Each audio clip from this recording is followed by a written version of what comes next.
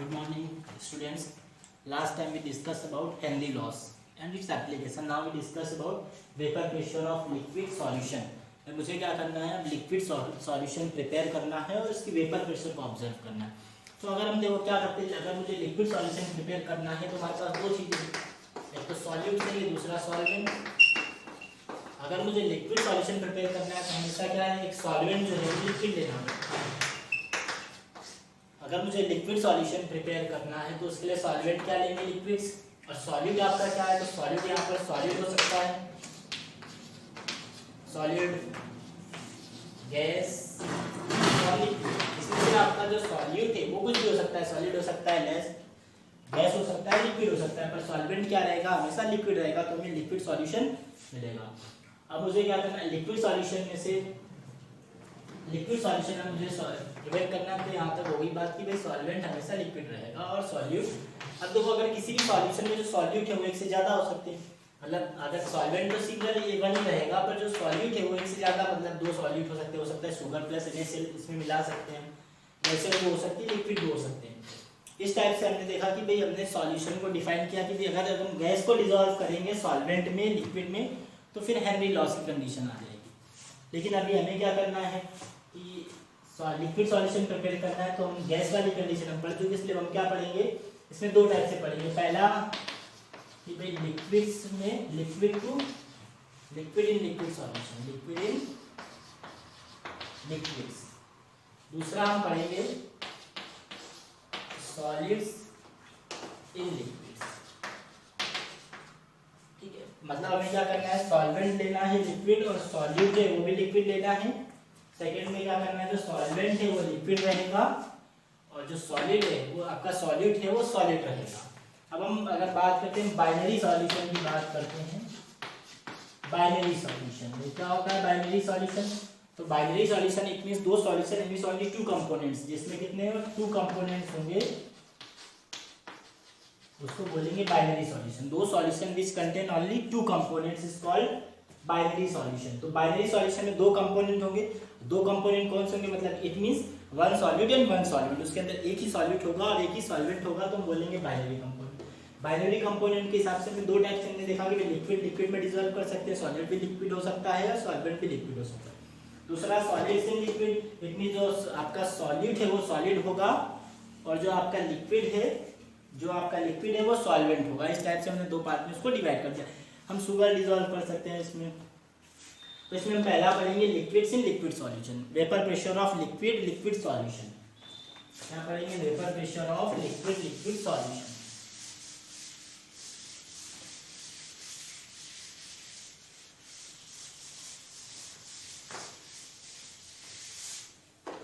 Vapour pressure of liquid liquid solution, vapour pressure of liquid liquid solution. अब मुझे क्या करना है, लिक्विड सॉल्वेंट जो है वो भी लिक्विड रहेगा, सॉल्यूट वो भी लिक्विड है, दोनों लिक्विड है. तो हम एक काम करें, let us consider a binary solution of two volatile liquids. Let us consider binary solution of two liquids. Two liquids का बाइनरी सॉल्यूशन है. सपोज कर लेते हैं भाई पहला जो कंपोनेंट है, सपोज कर लेते हैं तो कंपोनेंट से फर्स्ट एंड सेकेंड नेम क्या दे दिया कि भाई दो हमारे पास दो कंपोनेंट है, दोनों बाइनरी मींस दो ही होंगे. उसमें से हमने बोला दोनों लिक्विड है, मतलब सॉलिड भी लिक्विड है, सॉल्वेंट भी लिक्विड है, तो दोनों वोलेटाइल होंगे. तो हमने बोला कि कंपोनेंट सपोज कर लिया कि कंपोनेंट फर्स्ट और सेकंड है. तो हमने क्या किया, सपोज कर लिया कि कंपोनेंट फर्स्ट और सेकंड है. जैसे ही हम क्या करेंगे, दोनों कंपोनेंट रखेंगे तो धीरे धीरे क्या होगा, कांस्टेंट टेम्परेचर पे या सर्टेन टेम्परेचर पे में रखना है. सर्टेन टेम्परेचर पर दोनों क्या होने लगेंगे, धीरे धीरे दोनों कन्वर्ट होने लगेंगे, वोलेटाइल होने लगेंगे. दोनों वोलेटाइल होंगे तो दोनों की क्या बनेगी, वेपर प्रेशर बनेगी. सपोज कर लिया कि भाई हमने जो कंपोनेंट फर्स्ट और सेकंड हैं दोनों वोलेटाइल हैं, हमने बोल दिया कि भाई दोनों मिला के दोनों की जो टोटल वेपर प्रेशर है वो कितनी पी टोटल है. सपोज दी टोटल वेपर प्रेशर कितनी है, तो यहाँ हमने कंटेनर लिया, उस कंटेनर को कवर कर दिया, एक कंटेनर, इसके अंदर हमने फर्स्ट और सेकंड दोनों कंपोनेंट को मिक्स कर दिया, दोनों कंपोनेंट फर्स्ट सेकंड. इसके बाद हमने उसको कांस्टेंट टेम्परेचर पे रखा, टेम्परेचर कितना है आपका, टी कांस्टेंट हमने कर दिया। टेम्परेचर कांस्टेंट करने पे दोनों से क्या होगा, कंपोनेंट फर्स्ट और सेकंड है। सपोज कर लेते हैं कंपोनेंट फर्स्ट की वेपर प्रेशर P1 है, सपोज करते हैं कंपोनेंट 2 की वेपर प्रेशर P2 है। तो P1 कंपोनेंट फर्स्ट की वेपर प्रेशर है और P2 कंपोनेंट 2 की वेपर प्रेशर, और बोल दिया कि जो टोटल वेपर प्रेशर है वो P टोटल है। तो दोनों कंपोनेंट कैसे आपके वोलेटाइल है तो वेपर में कन्वर्ट होंगे। तो P टोटल जो है वो आपका क्या आएगा, P टोटल। अब P टोटल तो जनरली P टोटल किसके, P1 प्लस P2 के इक्वल आएगा। टोटल वेपर प्रेशर दोनों कंपोनेंट के अलग अलग वेपर प्रेशर के इक्वल, सम के इक्वल होगा। अब हमने ठीक है, यहाँ तक हमारी बात हो गई। अब इस पर हमने क्या किया, जो फ्रांच केमिस्ट उसका बोलते हैं राउल्ट ने 1886 में एक लॉ दिया, उस लॉ को समझते हैं। बात समझ आ गई यहाँ तक आपको। हम पढ़ेंगे राउल्ट लॉ कि भाई जो हमारे पास दो कंपोनेंट, फर्स्ट कंपोनेंट का वेपर प्रेशर P1 है, सेकेंड कंपोनेंट का वेपर प्रेशर P2 है, total vapour pressure P total है, और दोनों कंपोनेंट कैसे हैं आपके, वोलेटाइल कंपोनेंट, मतलब इट मींस दोनों कंपोनेंट की वेपर फॉर्म होगी। इस पे हम बात करेंगे राउल्ट लॉ। राउल्ट का क्या मत था, क्या बोला उसने, Raoult law for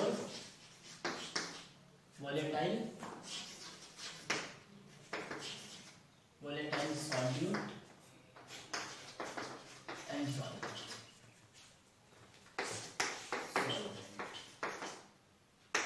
Raoult law for volatile solute and solvent। Raoult law for volatile solute and solvent।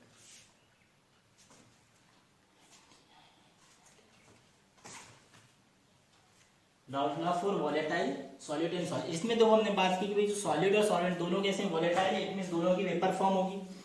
Raoult law आपसे क्या बोलता है कि भाई सबसे पहले कि राउल्ट ने क्या किया कि क्वांटिटेटिव एनालिसिस किया, क्वांटिटेटिव रिलेशनशिप दिया, quantitative relationship between mole fraction and partial pressure of volatile component, कि भाई जो वोलेटाइल कंपोनेंट उसकी पार्शियल प्रेशर और मोल फ्रैक्शन दोनों में क्या रिलेशन है, उस रिलेशन को डिफाइन किया राउल्ट ने, उसी को हम बोलते हैं राउल्ट लॉ। तो राउल्ट ने क्या बोला, for a solution of volatile liquid, for a solution of volatile liquid the partial pressure of each component of solution, for a solution, भाई कोई भी सॉल्यूशन है, जनरली हमने बोला वोलेटाइल सॉल्यूशन दोनों की वेपर फॉर्म होगी, तो वेपर फॉर्म होगी तो दोनों का पार्शियल प्रेशर, वेपर अगर है ज्यादा तो उसका पार्शियल प्रेशर लगेगा। तो राउल्ट क्या बोलता है, for a volatile solution the partial pressure of each component of volatile component for each component of solution is directly proportional to its mole fraction, कि भाई जो भी कंपोनेंट्स है उसके मोल फ्रैक्शन के उसका पार्शियल प्रेशर क्या होगा आपका, डायरेक्टली प्रोपोर्शनल होगा। For a solution the vapour pressure of its volatile component is directly proportional to its mole fraction, it mean जो भी कंपोनेंट है उसका मोल फ्रैक्शन है, उस कंपोनेंट का मोल फ्रैक्शन उसके वेपर प्रेशर के प्रोपोर्शनल होगा। सेकेंड कंपोनेंट है तो सेकेंड कंपोनेंट का पार्शियल प्रेशर उसके मोल फ्रैक्शन के प्रोपोर्शनल होगा, मतलब फर्स्ट कंपोनेंट का मोल फ्रैक्शन फर्स्ट कंपोनेंट के पार्शियल प्रेशर के प्रोपोर्शनल होगा, सेकंड कंपोनेंट का पार्शियल प्रेशर सेकंड कंपोनेंट के मोल फ्रैक्शन के प्रोपोर्शनल होगा, फर्स्ट का फर्स्ट के प्रोपोर्शनल, सेकंड का सेकंड के प्रोपोर्शनल। तो हम इसको बोल सकते हैं 10 फोर कंपोनेंट फर्स्ट, हम बात करते हैं 10 फोर कंपोनेंट फर्स्ट, हम फर्स्ट कंपोनेंट की बात करते हैं। हमने बोल दिया कि भाई हमारे पास दो कंपोनेंट, हमने पहले बोला फर्स्ट कंपोनेंट सेकंड कंपोनेंट, इसका P1 प्रेशर था, इसका P2, तो फॉर फर्स्ट कंपोनेंट का पार्शियल प्रेशर क्या है, P1। राउल्ट क्या बोलता है कि partial pressure of each component is directly proportional to its mole fraction, भाई जो भी कंपोनेंट है उसका पार्शियल प्रेशर उसके मोल फ्रैक्शन के डायरेक्टली प्रोपोर्शनल होता है। तो हमने बोला फर्स्ट कंपोनेंट का पार्शियल प्रेशर P1 है, is proportional to x1 mole fraction of first component, इसका मोल फ्रैक्शन x1 है, इसका मोल फ्रैक्शन x2 है। फर्स्ट कंपोनेंट का partial pressure P1 mole fraction x1, second component का partial pressure P2 mole fraction x2, तो P1 is proportional to x1। हम यहाँ पर ऐसा लिखेंगे P1 equal to x1 into P1 not. अब यहाँ पर हम P1 नॉट क्या है तो हम बोलेंगे where P1 not is a partial vapour pressure of pure component pure components A. यहाँ पर जो आपका P1 नॉड है वो P1 नॉड क्या है, यहाँ पर आपका ये जो P1 नॉड है, P1 नॉड क्या है, वेपर प्रेशर है, पार्शियल वेपर प्रेशर है किसकी, प्योर कंपोनेंट की। अगर हम बात करते हैं सिमिलरली P2 की बात करेंगे तो P2 प्रोपोर्शनल होगा किसके, x2 के। It means P2 equals to क्या आएगा, x2 into P2 naught, where P2 naught is a partial vapour pressure of pure component.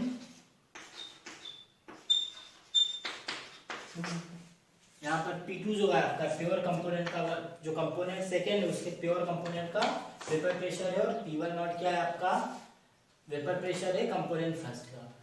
But according to Dalton's, अब हम थोड़ा सा रफ कर लेते हैं यहाँ से।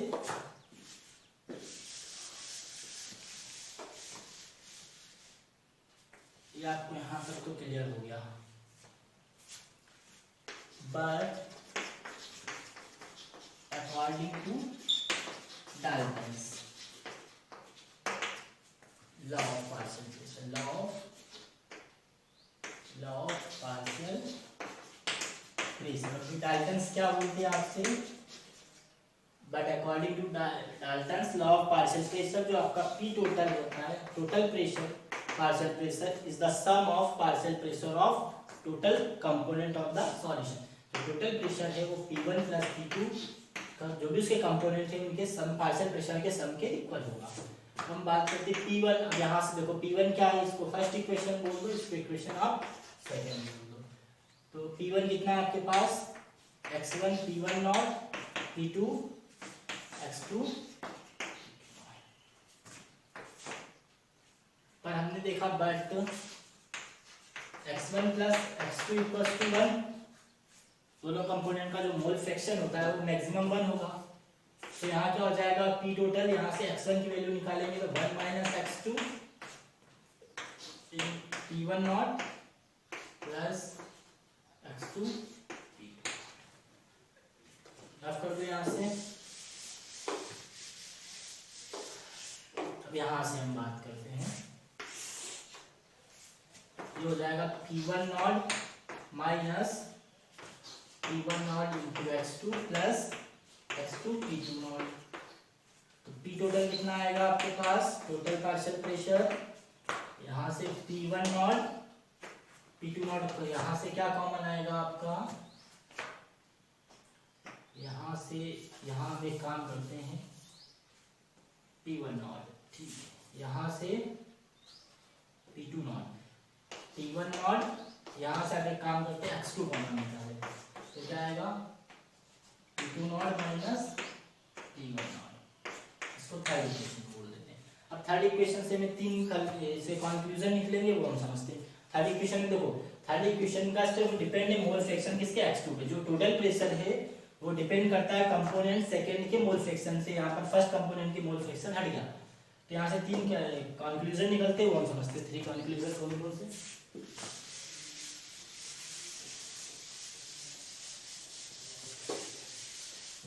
कंक्लूजन, उसमें फर्स्ट कंक्लूजन जो आपका total vapour pressure depends the total vapour pressure of the solution is depends only the component mole fraction of component ए और बी। जो टोटल वेपर प्रेशर है आपका, टोटल प्रेशर डिपेंड करता है किस पे, depends mole fraction of, total vapour pressure depends mole fraction of component first and second पे। जो टोटल वेपर प्रेशर वो कंपोनेंट x या फिर कंपोनेंट x1 और x2, इट मींस या तो x पे डिपेंड होगा या y या फिर दोनों पे। जो टोटल वेपर प्रेशर वो डिपेंड करता है कंपोनेंट पे कि आपने जो कंपोनेंट लिए हैं वो कंपोनेंट कैसे, मोर वोलेटाइल है, लेस वोलेटाइल है, उनकी वॉलेटिलिटी कितनी है, उस पर डिपेंड करेगा। सेकेंड है कि जो the mole fraction is linearly, the mole fraction, the total vapor pressure of the solution varies linearly with the mole fraction of component 2, varies linearly mole fraction of component 2। यहां से हम देखते हैं component 2।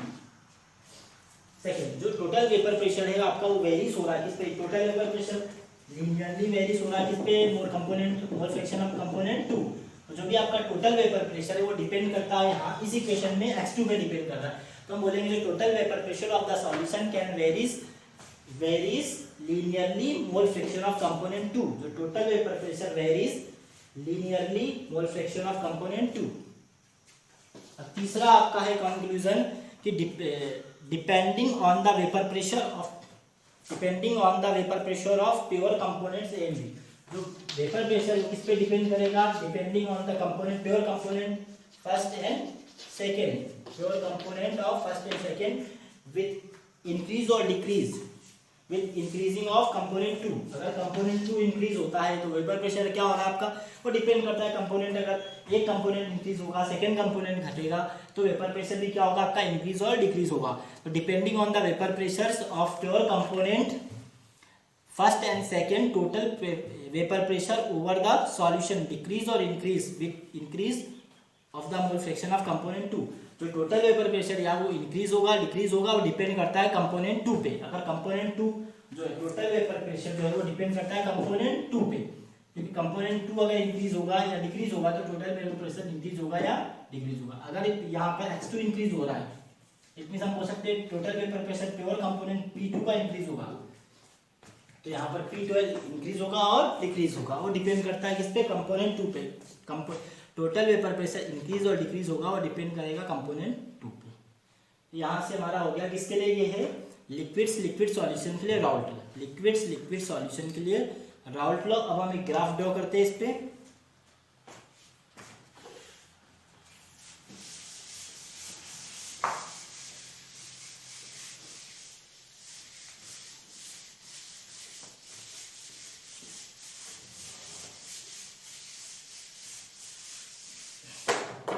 हमने क्या देखा कि जो P1 है वो क्या है, x × P1 नॉट, और हमने समझा P2 इक्वल्स टू क्या था आपका, x × P2 not. Graph draw करते हैं, यहाँ पर लेते हैं मोल फ्रैक्शन, इस ग्राफ में यहाँ मोल फ्रैक्शन और यहाँ पर आपका वेपर प्रेशर। ऊपर वेपर प्रेशर इंक्रीज होगा, इधर मोल फ्रैक्शन। अब मोल फ्रैक्शन में दो कंपोनेंट है x1 और x2। हम एज्यूम कर लेते हैं कि भाई आपका P1 नॉट जो P2 नॉट है वो ग्रेटर है P1 नॉट से। हमने बोल दिया जो कंपोनेंट सेकेंड का जो कंपोनेंट उसकी वेपर प्रेशर ज्यादा है इस कंपोनेंट फर्स्ट कंपोनेंट से सेकेंड कंपोनेंट की वेपर प्रेशर x से लार्ज है, ये हम एज्यूम कर लेते हैं। हमने बोला कि भाई यहाँ पर x1 कितना है, 1 है, और हमें पता है कि भाई x1 और x2 मैक्सिमम 1 होगा। x1 अगर 1 है तो x2 कितना, 0। यहाँ पर इस साइड जो x2 है वो इंक्रीज होगा, x2 इंक्रीज होगा तो x1 डिक्रीज होगा। तो हमने बोल दिया यहाँ इस लाइन पे हमने बोल दिया कि यहाँ पर जो आपका x1 0 हो जाता है, और जब x1 0 होगा तो x2 कितना हो जाएगा, इस इक्वेशन से x2 हो जाएगा 1। जैसे से देखो यहाँ से जैसे जैसे क्या होगा, x2 इंक्रीज होगा, ये लाइन क्या होती जाएगी, इंक्रीज होती जाएगी। यहाँ पर देखो धीरे धीरे x1 क्या हो रहा है, x1 कम होते जा रहा है और x2 इंक्रीज होते जा रहा है। तो x2 इंक्रीज होगा तो लाइन कहाँ जाएगी, ऊपर। और हमने बोल दिया यहाँ पर जो आपका x2 P2 नॉट मैक्सिमम हो गया। जब यहाँ पर देखो x2 1 हो जाएगा, यहाँ पर x2 1 हो जाएगा तो P2 इसके इक्वल हो जाएगा P2 नॉट के, तो यहाँ हो जाएगा। अगर हम फिर बात करते हैं कि अगर हम इस साइड आएंगे तो यहाँ पर देखो x2 कम होगा। अगर x2 कम होगा इस साइड पे, इस साइड पे हमने बोला कि जो हमारा x2 है वो कम होगा और x1 बढ़ेगा। तो x1 मैक्सिमम 1 है, अगर x1 1 हो जाएगा तो P इक्वल टू आ जाएगा P1 नॉट। तो यहाँ पर प्रेशर कितना हो जाएगा, वेपर प्रेशर यहाँ पर हम हो जाएगा P1 नॉट, यहाँ पर हो जाएगा वेपर प्रेशर। अगर हम बात करते हैं टोटल वेपर प्रेशर, तो टोटल वेपर प्रेशर होगा P टोटल किसके, P1 प्लस P2। तो इस टाइप से हमने ग्राफ ड्रॉ कर दिया किसमें, मोल फ्रैक्शन और वेपर प्रेशर में। ठीक है, now next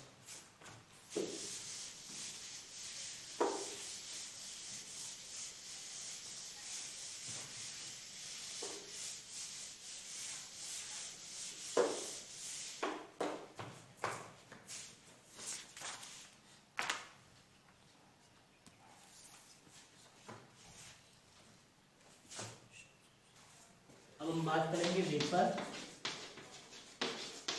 pressure of non volatile solute, non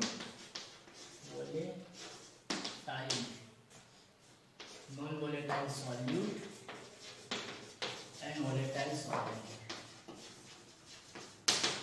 volatile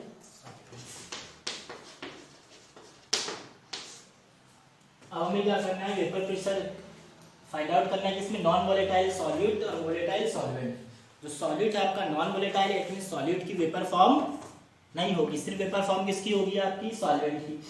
तो ऐसे बहुत सारे एग्जांपल से हम बात करते हैं। इसमें जो सॉल्यूट है वो आपका सॉलिड है, सॉल्यूट कैसा आपका सॉलिड, और सॉल्यूशन कैसा आपका लिक्विड। तो सॉलिड इन लिक्विड की बात हम बात पे आ गए, किस पे, सॉलिड इन लिक्विड पे। जैसे केन शुगर है, सॉल्ट है, ग्लूकोज है, अगर हम वाटर में डिजोल्व करते हैं तो वाटर कैसा आपका लिक्विड है, शुगर है, केन शुगर है, और ग्लूकोज है, सॉल्ट है, NaCl है, तो वो आपका क्या है, वो आपका नॉन वोलेट, वो आपका कैसा है, वो आपका सॉलिड सॉल्यूट। ठीक है, यहाँ पर फिर हम बात करते हैं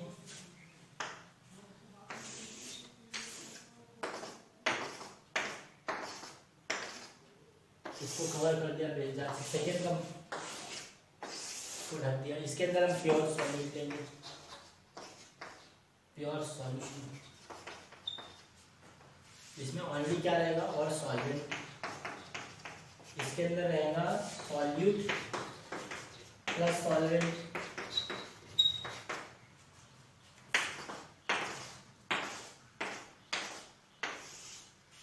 अगर प्योर सॉल्वेंट है तो उसकी वेपर क्या होगी, लिक्विड है, सिंगल लिक्विड है तो वेपर ज्यादा फॉर्म होगी। तो यहाँ पर क्या होगा, धीरे धीरे ये सारे मॉलिक्यूल क्या हो जाएंगे, वेपर में कन्वर्ट हो जाएंगे, तो इसकी वेपर ज्यादा रहेगी। जैसे हम क्या करते हैं, प्योर सॉल्वेंट लेंगे, उसको एक कांस्टेंट टेम्परेचर पर रखेंगे, धीरे धीरे वो वेपर में चेंज होगा, वेपर बढ़ती जाएगी।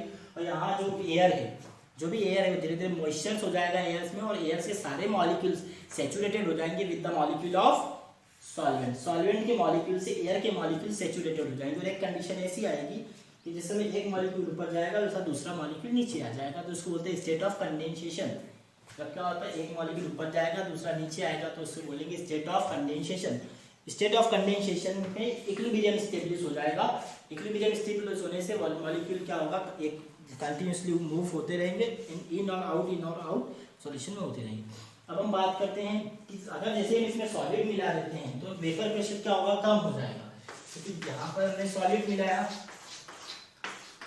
जैसे हम सॉलिड मिलाएंगे तो सॉलिड के मॉलिक्यूल्स क्या, सॉलिड के साथ का non volatile, it mean solid की वेपर फॉर्म नहीं होगी, तो सॉलिड के मॉलिक्यूल्स क्या करेंगे, ऑब्स्टेकल प्रोड्यूस करेंगे in the path of solvent molecule. Solid के मॉलिक्यूल सॉल्वेंट के मॉलिक्यूल के में क्या करेंगे, ऑब्स्टेकल प्रोड्यूस करेंगे, जिससे क्या होगा, वो मॉलिक्यूल की काइनेटिक एनर्जी लेस हो जाएगी, और वो मॉलिक्यूल इस सॉल्यूशन यहाँ पर क्या होगा, वेपर फॉर्म में जा नहीं पाएंगे। इससे वेपर क्या हो जाएगी, वेपर अगर वेपर प्रेशर कम हो जाएगा, क्योंकि वेपर के मॉलिक्यूल क्या हो रहे हैं, जो सॉलिड मॉलिक्यूल है वो क्या हो रहा है, आपके वेपर फॉर्म में कन्वर्ट हो ही नहीं पा रहे। इसलिए कन्वर्ट नहीं हो पा रहे क्योंकि जो सॉलिड के मॉलिक्यूल्स वो क्या करेंगे, ऑब्स्टेकल प्रोड्यूस करेंगे in the path of solid molecule, तो वेपर कम हो जाएगी। तो वेपर कम हो जाएगी तो आप वेपर किस पे डिपेंड है, क्योंकि सॉलिड तो नॉन वोलेटाइल है, तो जो वेपर है वो सिर्फ ओनली डिपेंड किस पे करता है, सॉल्वेंट के मॉलिक्यूल पे। तो जो मोल फ्रैक्शन है वो किसके प्रोपोर्शनल होगा, तो जो पार्शियल प्रेशर होगा वो किसका पार्शियल प्रेशर होगा, सॉल्वेंट का। सॉलिड के मॉलिक्यूल का पार्शियल प्रेशर नहीं होगा क्योंकि वो नॉन वोलेटाइल है। तो सॉल्वेंट के मॉलिक्यूल का जो पार्शियल प्रेशर होगा वो किसके प्रोपोर्शनल होगा, वो प्रोपोर्शनल होगा उसके मोल फ्रैक्शन के।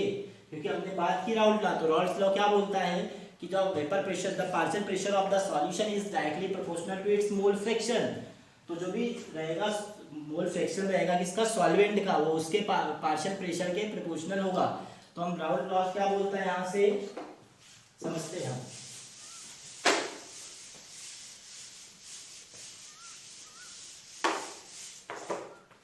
राउल्ट लॉ से क्या बोलता है, the mole fraction of the partial pressure of the solution is directly proportional to its mole fraction. हम मोल फ्रैक्शन हमने बोला कि भाई दो कंपोनेंट है, P1 और P2 कंपोनेंट है। इसका मोल फ्रैक्शन x1 है, इसका कंपोनेंट फर्स्ट का पार्शियल प्रेशर P1, उसका मोल फ्रैक्शन x1, कंपोनेंट 2 का partial pressure P2, mole fraction x2। तो अगर हम इसको पहले वाले को, अगर हम इसको क्या बोलते हैं, ये हमारे पास सॉल्वेंट, हम अगर इसको एज्यूम कर लेते हैं, कंपोनेंट 2 को हम बोल देते हैं सॉल्यूट, तो अगर कंपोनेंट 2 सॉलिड है तो सॉलिड कैसा है आपका, नॉन वोलेटाइल है, सॉलिड है। दूसरा सॉलिड के बाद में नॉन वोलेटाइल है, नॉन वोलेटाइल है, इट मींस इसकी वेपर फॉर्म नहीं होगी, वेपर सिर्फ किसकी फॉर्म होगी, सॉल्वेंट की। तो मोल फ्रैक्शन किसके प्रोपोर्शनल होगा, सॉल्वेंट के। तो हम बोल सकते हैं P1 प्रोपोर्शनल होगा किसके, x1 के। तो P1 इक्वल्स टू क्या आ जाएगा यहाँ पर, P1 not into x1 not. ये सिर्फ ये मोल फ्रैक्शन निकलेगा, ये वेपर प्रेशर निकलेगी। और वेपर प्रेशर किसके प्रोपोर्शनल होगी, सॉल्वेंट के प्रोपोर्शनल होगी, क्योंकि जो सॉल्यूट है उसका वेपर फॉर्म नहीं होगा क्योंकि वो सॉलिड फॉर्म में है। अगर इसमें हम ग्राफ खींचेंगे तो ग्राफ क्या आएगा, इसके बीच में ग्राफ ड्रॉ करते हैं। तो यहाँ पर हम मोल फ्रैक्शन लेंगे, यहाँ पर वेपर प्रेशर लेंगे। अब वेपर प्रेशर मैक्सिमम क्या रहेगा कि पहले तो हम बोलते हैं कि यहाँ पर शुरू में x1 जो है 0 रहेगा, शुरू में x मोल फ्रैक्शन का इनिशियल में जो प्रेशर है वो 0 रहेगा। धीरे धीरे क्या होगा, जैसे जैसे टाइम बढ़ेगा उससे जैसे जैसे क्या हो जाएगा, x का मोल फ्रैक्शन मैक्सिमम 1 होगा। तो मैक्सिमम यहाँ पर 1 हो गया, मैक्सिमम 1 होगा तो प्रेशर क्या हो जाएगा, जिस समय x1 1 होगा उस समय प्रेशर, जिस समय ये x1 जो है वो 1 हो जाएगा उस समय P1 जो पार्शियल प्रेशर है वो किसके, P1 नॉट प्योर कंपोनेंट के ऊपर प्रेशर के इक्वल हो जाएगा। उस समय यहाँ पर प्योर कंपोनेंट के इक्वल हो जाएगा, उसको बोलेंगे P1 नॉट। इस टाइप से मैं ग्राफ में एक स्ट्रेट लाइन मिल रही है y equal to mx plus c से कंपेयर करने पे। Thank you. ना नेक्स्ट टाइम डिस्कस करेंगे अगला टॉपिक।